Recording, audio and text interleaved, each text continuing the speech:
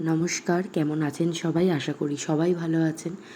আমার রান্নার প্রথম ভিডিওতে আপনাদের সকলকে স্বাগত।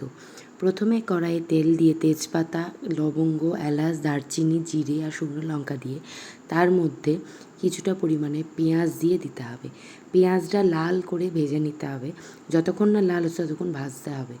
লাল হয়ে যাওয়ার পরে লঙ্কা আর টমেটো দিয়ে তার মধ্যে আদা, রসুন, লঙ্কা আর জিরে আর হলুদ, লঙ্কার গুঁড়ো সব দিয়ে পেস্টটা বানিয়ে নিতে হবে। পেস্টটা কষানোর সময় কিছু পরিমাণ লবণ দিয়ে দিলে ভালো হয়।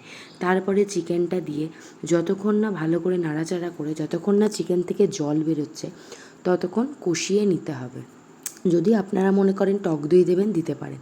জল কষানো হয়ে গেলে তার মধ্যে কিছুটা পরিমাণ জল দিয়ে ভালো করে নাড়িয়ে চাড়িয়ে যতক্ষণ না আলু আর মাংস সিদ্ধ হচ্ছে ততক্ষণ আপনারা ফুটিয়ে তারপরে লাস্টে ফুটিয়ে নিতে হবে। লাস্টে গরম মশলা দিয়ে নামিয়ে নিতে হবে। তারপরে এই বৃষ্টির দিনে ভাতের সঙ্গে সার্ভ করতে হবে গরম গরম চিকেন।